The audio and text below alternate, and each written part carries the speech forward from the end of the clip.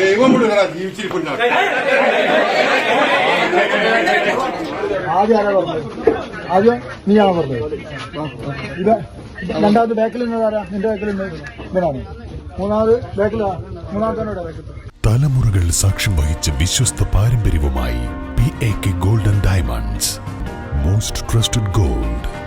PAK gold and diamonds. പ്രമുഖ ബ്രാൻഡുകളിലുള്ള അതിസുന്ദരമായ ടൈലുകളും അത്യാധുനിക മോഡലുകളുള്ള സാനിറ്ററികളുടെ വേറിട്ട കളക്ഷനുകൾ. 15 വർഷത്തെ സേവന പാരമ്പര്യവുമായി Saniyo tiles, sanitary ware, Chettiyarammal, Wandoor.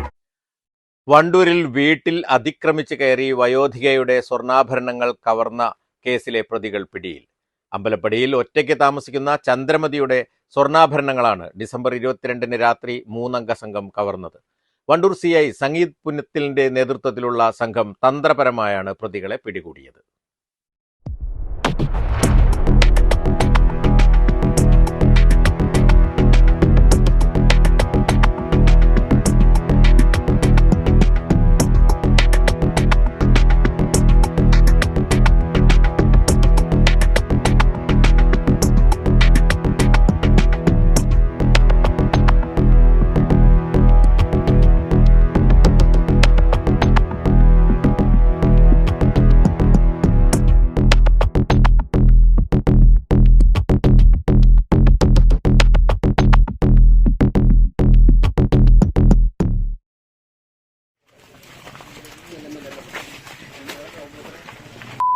എനിക്ക് മുഖം പൊത്തൊന്നും വേണ്ട. എന്റെ ചങ്ക ചവിട്ടി പൊട്ടിക്കണം. പിന്നെ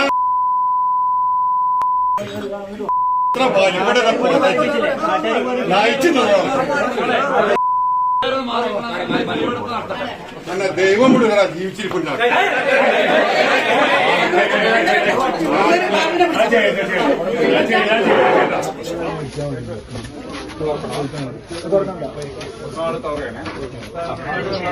ആദ്യം ആരാ പറഞ്ഞത്? ആദ്യം നീയാണോ പറഞ്ഞത്?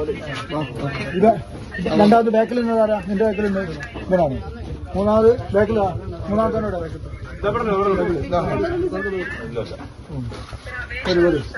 നിങ്ങൾ പോയ വഴി ഏതാ? വന്ന വഴി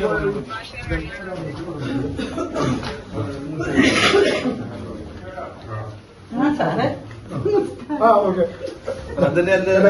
ഞങ്ങൾ നിങ്ങൾ കണ്ട ആളില്ല.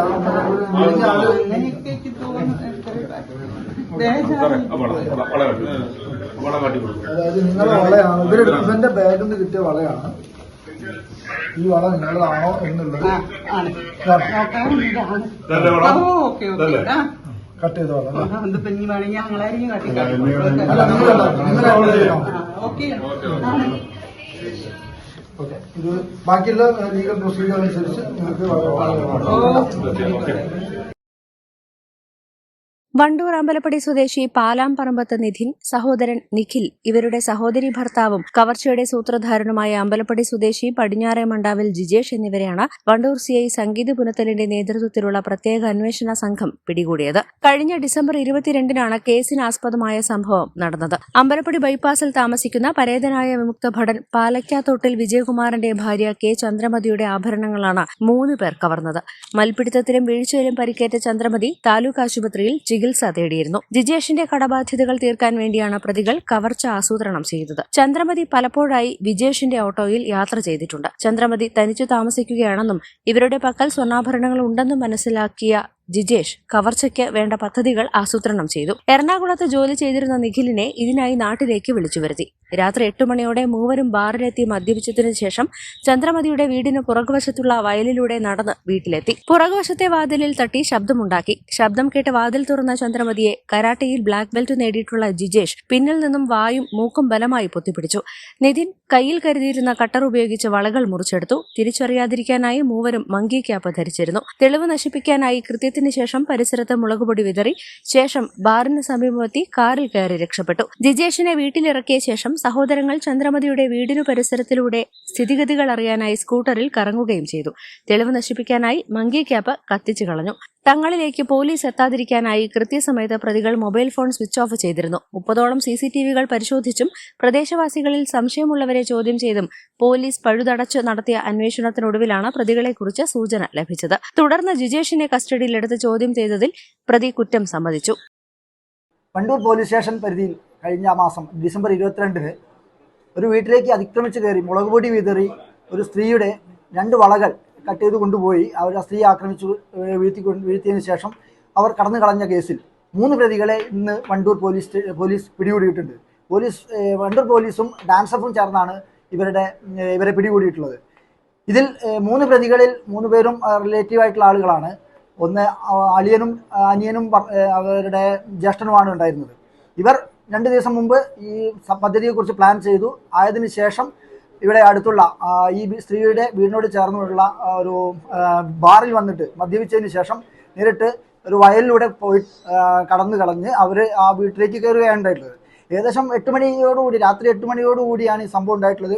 കുറച്ച് സമയം ഈ പരിക്ക് പറ്റിയ സ്ത്രീക്ക് ബഹളം ഉണ്ടാക്കാനോ മറ്റുള്ളോ സാധിക്കാത്തതിനാൽ കുറച്ച് കഴിഞ്ഞിട്ടാണ് ആളുകൾ അറിഞ്ഞിട്ടുള്ളത്.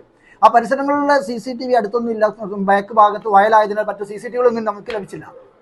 തുടർന്ന് ഞങ്ങൾ പോലീസ് ആ ഭാഗങ്ങളിൽ ഉള്ള കുറച്ച് ബാറിനോട് ചേർന്നുള്ള CCTV-കളും മറ്റും പരിശോധിച്ച് ആ ഭാഗത്ത് ഉള്ള സംശയമുള്ള ആളുകളെ നമ്മൾ വെരിഫൈ ചെയ്തതിന് ശേഷം ഒരു 3 പേരെ നമ്മൾ ഫിൽട്ടർ ചെയ്തെടുത്തതാണ്.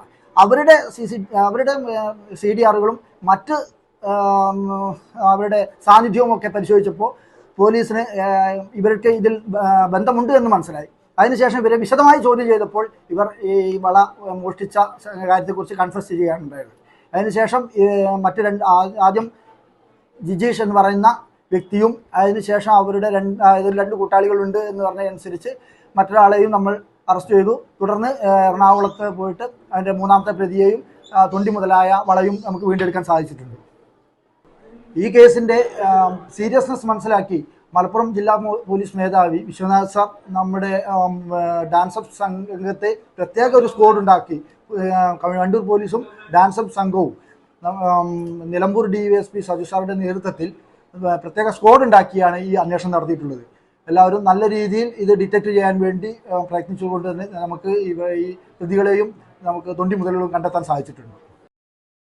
മോഷണ മുതലുമായി നിഖിലിനെ ഇന്നലെ രാത്രി എറണാകുളത്ത് വെച്ചാണ് കസ്റ്റഡിയിലെടുത്തത്. പ്രതികളെ സംഭവ സ്ഥലത്തെത്തിച്ച് തെളിവെടുപ്പ് നടത്തി SI-മാരായ O Vasudevan, VK Pradeep, senior CPO-മാരായ Muhammad Shifin, K Riyas, CM Mahesh, T Sajeesh, squad അംഗങ്ങളായ Sunil Mampad, Ashif Ali, Jio Jacob, K Sajeesh, Krishnadas, Sabir Ali, CK Sajesh, T Nibin Das, Abhilash Kaippin എന്നിവരും അന്വേഷണ സംഘത്തിലുണ്ടായിരുന്നു.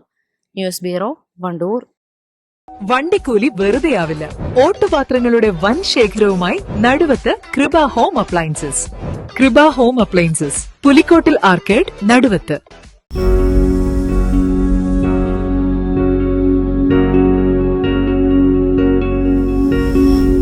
Safa Jewelry now. Safa Golden Diamonds. Different by design.